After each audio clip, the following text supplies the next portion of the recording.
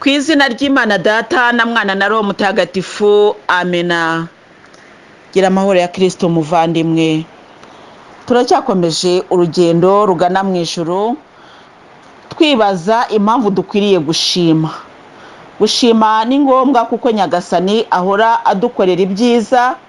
Narakubwiye ni ngewe naramushimiye kwa gatanu, kandi nawe nzi neza ko audio zejo zagufashije kumushima. Kuri ya masaro uko nagiye nyakubwira muri ya shapure yo gushima Yezu, ndizera ko nawe wagiye wisuzuma ukajya ubona ukuntu nawe ukwiriye kujya ushima muri ubwo buryo. Ubwo rero igihe nikigera ishapure tuzayiganiraho neza, nyiguhe nawe nubishobora ujye uyikoresha. Hanyuma rero igihe Yezu atarabimera uburenganzira, mbaye ncecetse.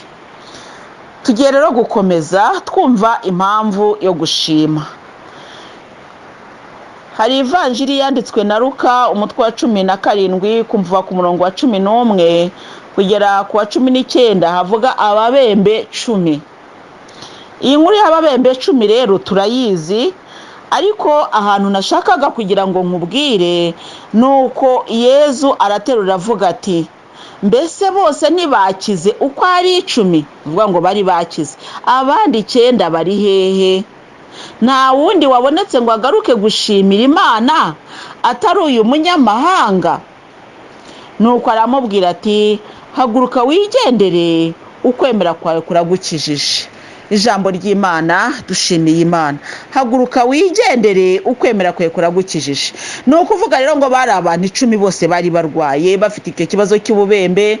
Noneho rero padiri ni nayo yari yatubwiye ngo twebwe abashimira dutegure ivanjiri ijyanye, mbese amasomo ajyanye n'icyo dushaka gushimira Imana.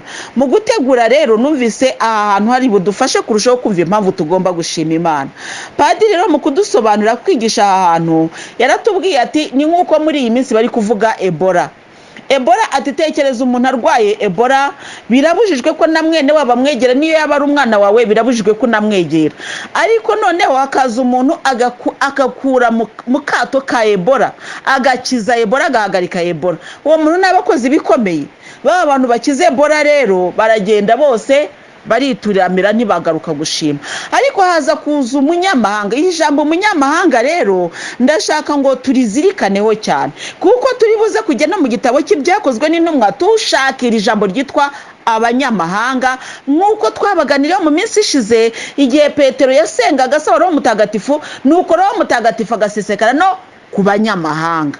Abo banyamahanga rero Yezu yambwiye ngo turebe abo banyamahanga ni bantu ki, kuko ntago ari umunyamahanga uwo ari we wese uzumva icyo Imana yakoze. Ahubwo uyu munyamahanga afite uko agomba kuba yitwaye kugira ngo nubwo yitwa umunyamahanga ariko aba ari umunyamahanga ufite Imana.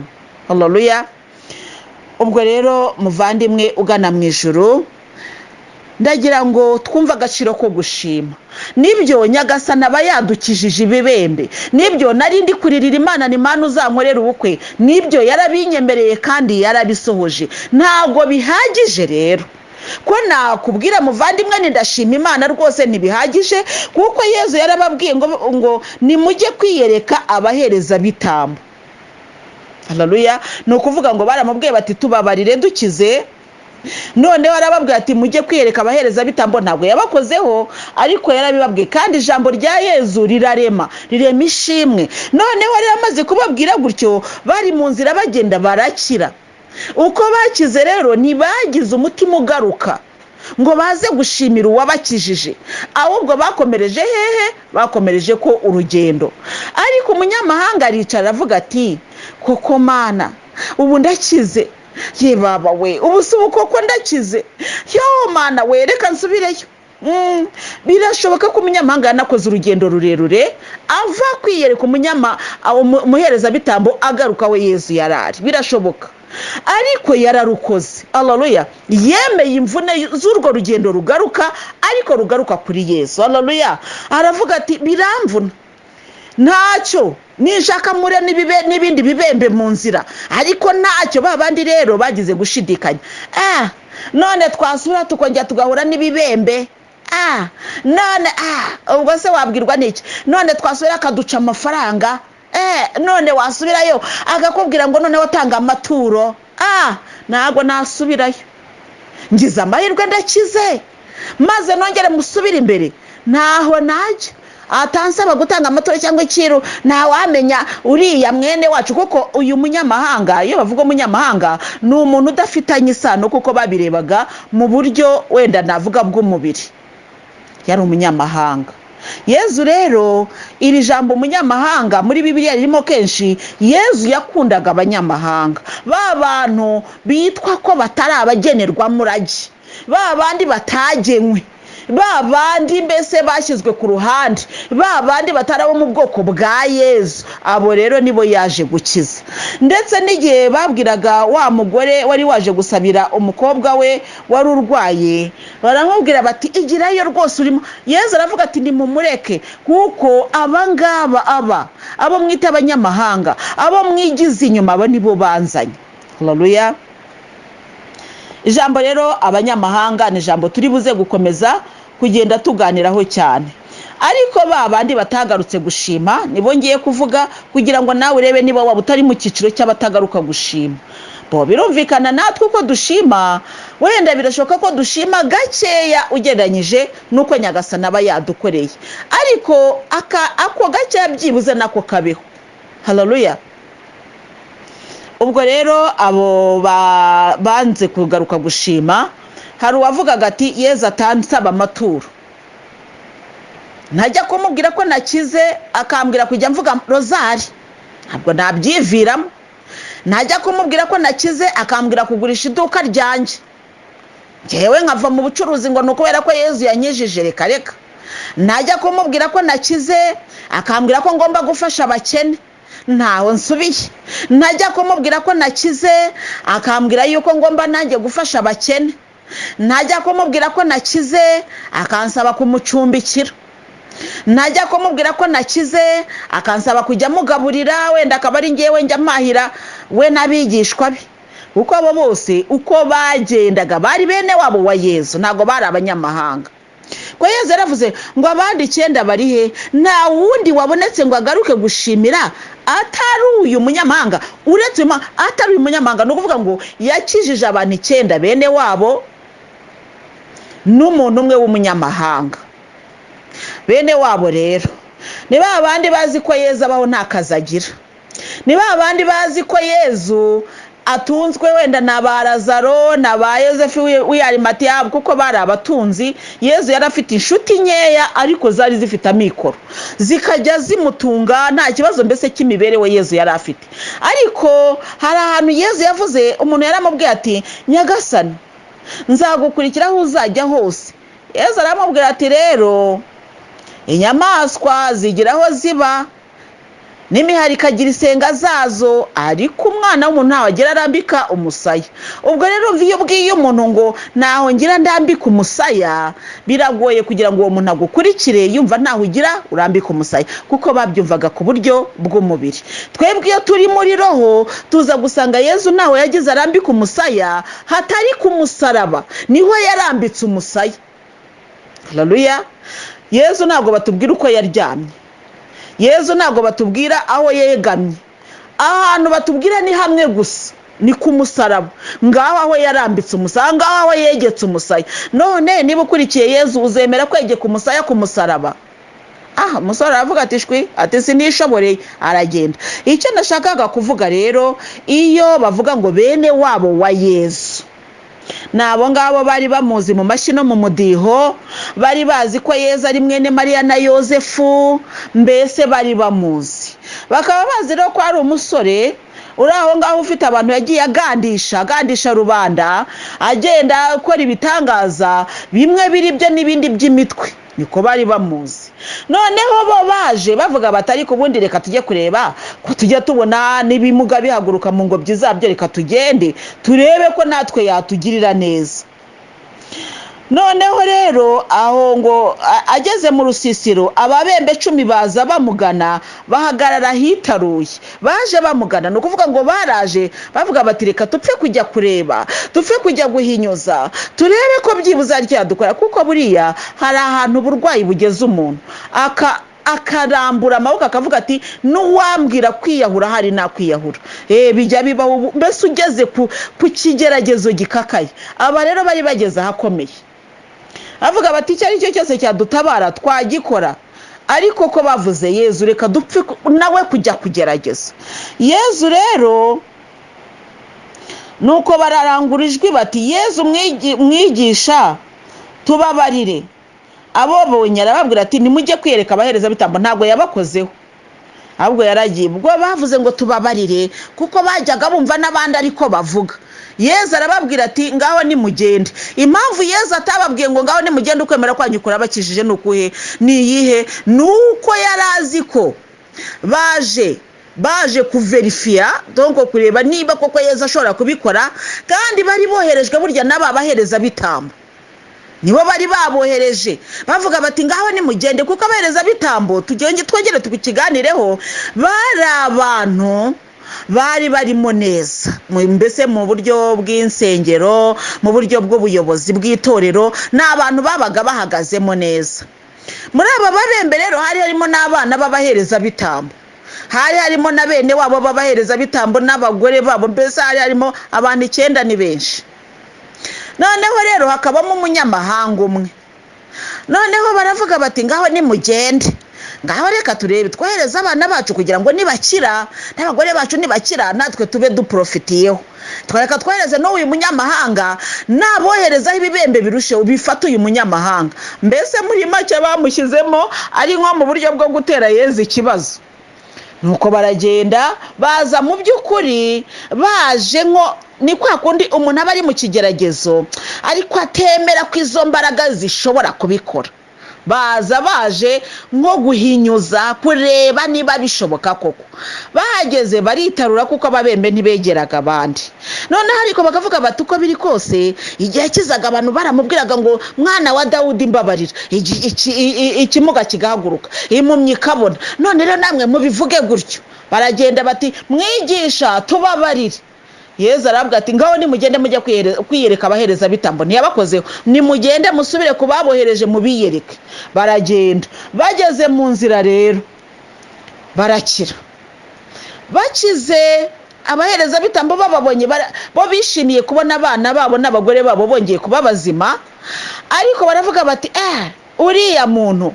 nitubohereza ngo bajye gushima biraba ngombwa ko ababaza inkomoko arasanga ari wowe muhereza bitambo runaka kandi rwose utari kwemera izi nyigisho ze arasanga ari wowe mufarizayi runaka kandi nawe ibyo avuga no bipinga ndate nanjye ndabipinga none kwabakijije ntago turi buveho tumukurikira batari kuzi ko nitubyemera turaba tumukurikiye reka tumwihorere akomeza ho bagira yigisha bamwumva ariko nyamara afite imbaraga wa munyamahanga waravuga ati ubu ni ubuntu bugeretse ku bundi ngiriwe wenda tuvuge yari umukozi wo mu rugo rwo mu bafarizayi yari umukozi wo mu rugo rwo mu bigisha amategeko abonye ukuntu avuye mu kato avuga atoya ataka akazi ndakaretse ibi ngibi mwampembaga n'ubundi mwari mwashyize mu kato k'ibibembe ndigendeye ndagiye ngiye kureba uwampamagaye uwanyijije nongere mubwire ukuntu yangiriye neza nuko niko kugaruka naho babandi banze kugaruka ko batinyaga ko Yezu ashobora kubasaba icyo kurya ko Yezu ashobora kubasaba icumbi ko Yezu ashobora kubasaba umwambaro ko Yezu kuko icyo Yezu yigishaga bari bakizi reka rero twongere dusubire inyuma kameme tujye tugerageza kugenda muri Bibiliya buhoro uyu no mutwe wa 17 no ngo hari imitwe 16 ibanza mu mutwe wa 17 nagaruka kuvuga ngo yari ku mutwe wa mbere uravuga uti Yezu agitangira kwigisha yise akora icyo gitangaza ntabwo ari bwo yaragitangira nashakaga kuvuga ngo yarageze hagati mu gihe cy'inyigisho no kuvuga ngo abo bantu bari barakurikiye inyigisho za Yezu bari barumvise uko Yezu yigisha bari baramusobanukiwe kuko imbere y'uyu ibi ngibi hari gukoresha amafaranga neza. Umva, reka nawe tuhaganire gukoresha amafaranga neza. Yezu ati reka rero mbabwire, aya matindi y'amafaranga nimuyashakisha inshuti kugira ngo umunsi mwayabuze izo nshuti zizabakire aho muzibera iteka. Udahemuka mu bintu byoroheje ntahemuka no mu bikomeye, nawe uhemuka mu bintu byoroheje ahemuka no mu bikomeye. Ubwo niwumva, ubwo ni muri Luka umutwe wa 16 umurongo wa 9 niho nsomye kugeza ku wa 10. Aba bantu barabajya amafaranga, bari barumvise aya mabwiriza Yezu yatanze, bari barayumvise. Imbere yaho hari umugani w'umwana w'ikirara, imbere yaho hari umugani w'abatumirwa banga kwitabira, imbere yaho hari guhara byose ugakurikira Yezu. Ayo makuru yose bari bayafite. Bataragira ngo twange byose tumukurikire. Baturiye buri bwa yabakijije. N'imbere yaho gato hari gutumira abakene, umugani w'ibyicaro. Ibi byose bari babizi. Noneho aya mabwiriza yose, aya magambo yose yari yavuze Yezu, abo bene wabo bari bayazi, bene wabo wa Yezu bari bayazi. Umunyamahanga ntabwo yari abizi, ariko impamvu atari abizi bari baramugize umucakara w'ingo zabo. Noneho Abona wamukijije akamuvana kuri ubwo buretwa, aravuga ati uyu niwe nkuriye gukurikira. Naho babandi bene wabo wa Yezu ayo makuru yose bari bayafite. Tumukurikira dubwire kujya tumwishyurira inzu, tumugurira ikanzu. Kandi twibukiranye yuko Yezu yari afite ikanzu imwe, iko Bibiliya ibivuga, iboshwe buzima kuva hasi kugera hejuru. Nukuvuga ngo iyo kanzu yakuraga uko Yezu yakuraga. Nge ntitubizi. Noneho bararebaga bakavuga bati niba akora ibitangaza bingana kuriya, kubera icyo atagura ikanzu, kubera icyo atagura inkweto. Abandi batari ko yagura inkweto iki? Umuntu wirwa yanamye ku musozi avuga gusa ko akiza benshi, mbese we yakwikijije. Ni nabyo bamubwiye ku musaraba, ngo wakijije benshi, ngo ngaho nawe imanure kuri uwo musaraba, ngo wiringiye Imana, ngo ngaho se ni kugira. Abo rero abo nibo Ababembe yari yaragiriye neza. Baravuga batari ku bundi uriya muntu uko tubona ko afite ububasha kwarusha n'abadokiteri kuvura, ni ukubera icyo adahindura inkweto, ni ukubera icyo adahindura ikanzu. Nyamara uriya muntu ni umutekamutwe. Ntabwo dusubiyeyo rero, atatubwira kujya tumugurira byinshi, tukamuha amaturo, tukajya tumugira gute, tukanamucumbikira dore ko atagira n'aho aba. Mbese ibyo byose nibyo byagiye bituma batinya kwegera Yezu, batinya kugaruka gushima. Muvandimwe ugana mu ijuru ushobora kuvuga uti ngewe ibyo ngibyo ntibinsinda. Biragutsinda gute rero? Reka twisuzume turebe. Yezu akugirira neza ariko ugatinya gukora icyiza kubera ko kikuremereye. Aguhaye 100% ugatinya gufataho 1/10 ngo ugitange kubera ko kikuremerereye. Kubera iki? Wenda tuvuge yaguhaye miliyoni 10, noneho ukaza gusanga wenda izo miliyoni 1/10 cyazo rwose ni menshi. Ukavuga uti umukozi w'Imana namuhaye yose yarengwa. Wowe kutarenzwe wahawe miliyoni 10, wowe kutarenzwe wahawe 100 by'amadolari cyangwa se 200 kutarenzwe, ariko ukavuga uti nishima Imana ngatanga 500 cyangwa miliyoni. Ararengwa. Abakozi b'Imana nabo iyo tubarengeshejwe, wabona yaguze inkweto nziza, ngo ntureba ngo ni amaturo yacu. Mwayahaye umukozi w'Imana cyangwa mwayahaye Yezu? Hari abantu rero benshi bajya batinya gushima Imana kubera iyo mpamvu. Ndi kukwereka ibituma tudashima kugira ngo nawe wisuzume urebe niba uri wa munyamahanga wagarutse gushima Yezu, cyangwa se niba uri muri Ababembe 9 bagiye ntibagaruke. 9 rero tubabamo iyo twatinye kugaruka kuri Yezu kugira ngo atatubwira ibirusi bye yari yatubwiye. Ngize amahirwe arambwiye ngo ndakubabariye mugaruke imbere. Niye mugaruke imbere se akambwira ko burya ndi n'umusambanyi kubera ko wagiye kwivuza ibibembe, ariko mu by'ukuri uzi ko uri umusambanyi. Yezu nawe ntabwo yigeze abakoraho, nta nubwo yigeze ababwira ngo nimuze munyegerewe. Yarababwiye bahagaze ati ngaho nimujye kwiyereka abahereza bitambo. Bahise bagenda. Haleluya. Muri kwa kugenda rero, haleluya, babonye ko bakize.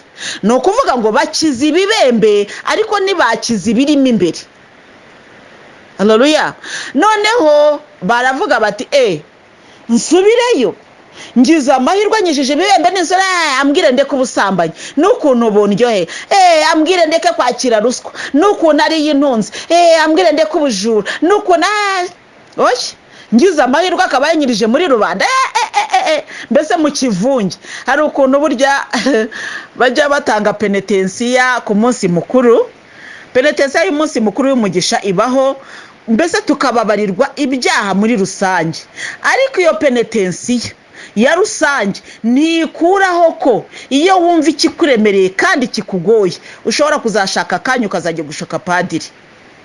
Tucyumvikana abakristo tugana mu ijuru, habaho icyo twita penetensiya ya rusange. Padiri hari igihe atanga misa, nako atanga umugisha wa misa, akavuga ati ngiye kubaha penetensiya. Kose ajya bikora, abapadiri batanga penetensiya muri rusange. Mbese akavuga ati kubwo ububasha nahawe mbababariye ibyaha byanyu.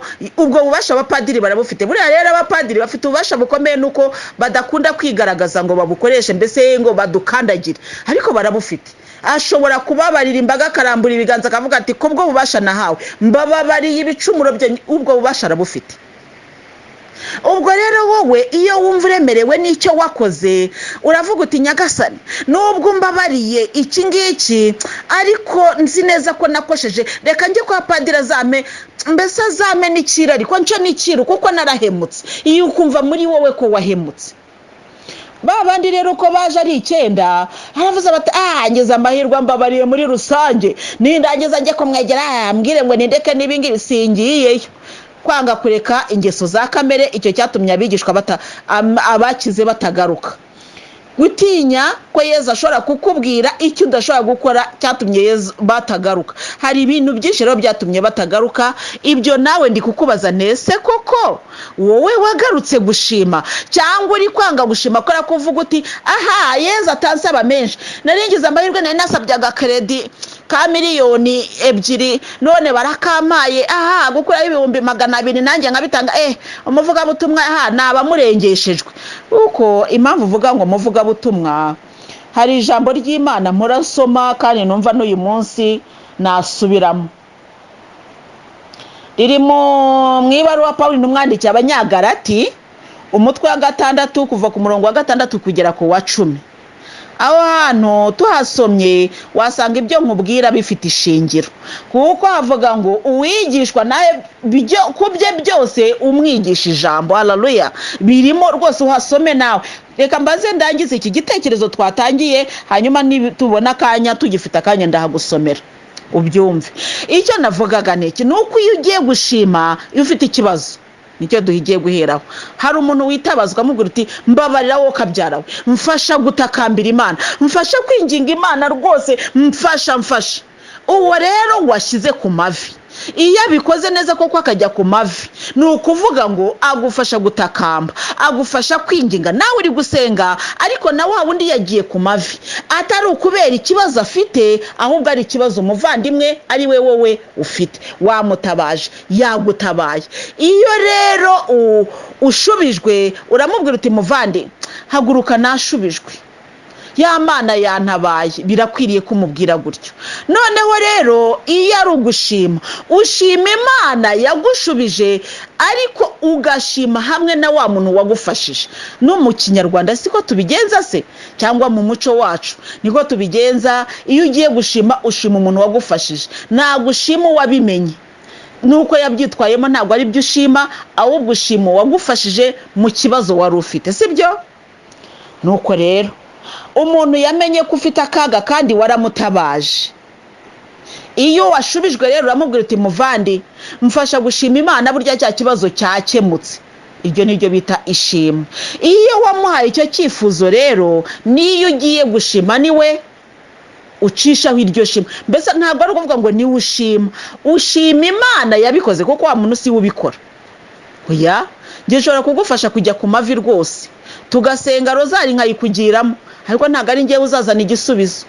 ubwo rero iyo umbwiye uti mfashe gusenga, ni ukuvuga ngo muri rozari naturaga cyangwa se muri rozari imwe nshobora kongeraho iyawe ya kabiri kubera impamvu Yezu ambwiye, kubera cya kibazo. kuko iyo utambwiye ikibazo cyawe nsenga bisanzwe uko na gahunda yanjye mfitanye na Yezu, ariko iyo umbwiye ikibazo cyawe nkakigira icyanjye no ku masengesho nsanganywe nongeraho n'irya. urumva ko hari amavi niba napfukamaga iminota 5 mwongeraho 5 yabwo, no kuvuga ngo ndapfukama iminota 10 aho gupfukama iminota 5.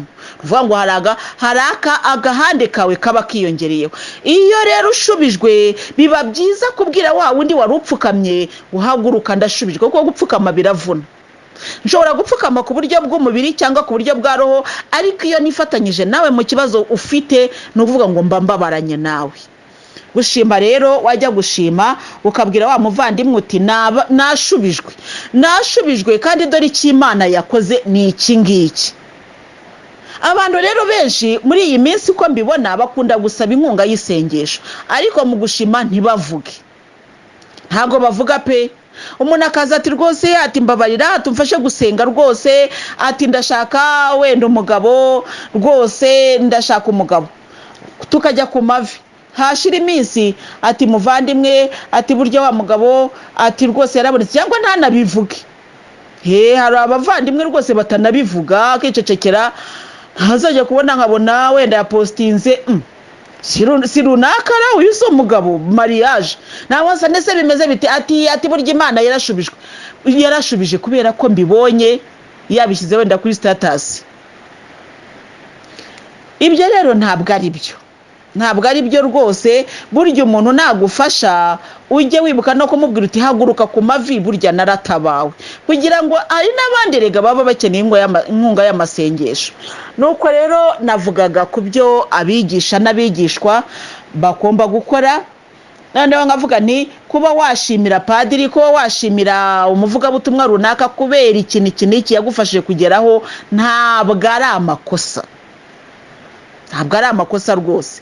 noneho rero navugaga kuri Ababembe 9 batagarutse, bari bafite impungenge z'uko nibagaruka kwa Yezu ari basabe noneho gutanga amaturo, kandi byari bibaremereye, ari basabe guhinduka, kandi nibashagaga kwemera ko Yezu ari umuhanuzi, ndetse no mu nzira y'umusaraba bari bamuriho bamugirira nabi, ndetse no ku musaraba baramwishe, ndetse na ya magambo y'abahisi n'abagenzi niyo mora nkubwira muvandimwe, baravuze ngo ko wakijije abandi, no kuvuga ngo nabantu babimenye ko yakijije abandi. haleluya. niba abandi bamukurikiraga ariko batarimo neza. hagarutse umwe rero gushima. umwe waje gushima natubera icyitegererezo cy'ukuntu tugomba kugendana na Yezu. tujye twibuka kuza gushima Yezu kubw'ibyo yadukoreye. ngewe rero kuwa 5 nayagarutse gushima, kandi n'ubu ndacyakomeza gushima, kandi nzakomeza gushima. ubwo mo hagati aho ngaho haje kuza akantu kameze nk'akayaga kabaye nk'akambuza gushima, ariko numva ijwi rambwiye ngo ibyo ngukorera byose ni by'urukundo. nuko ndavuga ni se kibitayimone yewe mbuza gushima mu izina rya Yezu Kristo. namenye imikorere yawe shitani, hari igihe uzana ikintu kibaye nk'ihwa rijomba kugira ngo ya mashimwe tuyajugunye hasi. ishimwe duteruye ni nkaka tukagereranya n'ikirahure cyiza, ni nko kwa uteruye vase y'ikirahure. shitani rero ikomeza kurwana nuko yajomba mu ntoki cyangwa ku maboko yawe kugira ngo urekure byikubite hasi. ubwo rero se kibi yazanya akuma kajomba karanjombye mu minsi ishize, karanjomba ndavuga nurabeshyera ubusa dayimoni, ndikareka sinshobora kurekurira ishimwe ngo ndirambike hasi. ndagenda nubwo nagiye mu misa, akoko kabanje mbere y'iyo misa, ntabwo ndi bukavuga, ariko nta kantu nyine se kibicishamo ukumva karabishye, karabishe rwose, ariko ndavuga nurabeshe rusa dayimoni, sinzigera ntuka umwami wanjye, sinzigera nibagirwa ibyo yankoreye mu bukwe bw'umwana wanjye, ntabwo bishoboka. Oya ndacyashima, ndongera nizamurira umutwe ndareba hejuru, nuko ndashima. Padiri rero mu kutwigisha atubwira ati kuki abantu batajya bibuka gushima Imana, ati burya uzarebe n'inkoko, inkoko burya inywa amazi irasoma, yarangiza ukabona izamuye umutwe, ati burya ibiri gushima Imana yihaye kunywa amazi, izamura umutwe ikareba hejuru, ikongera ikubika umutwe ikamwe, ikongera ikazamura umusaya cyangwa umutwe. Kubera iki iri gushima? Ati kubera iki abantu batajya bakunda gushima koko, kandi nyamara gushima bijya biduhesha umugisha mwinshi.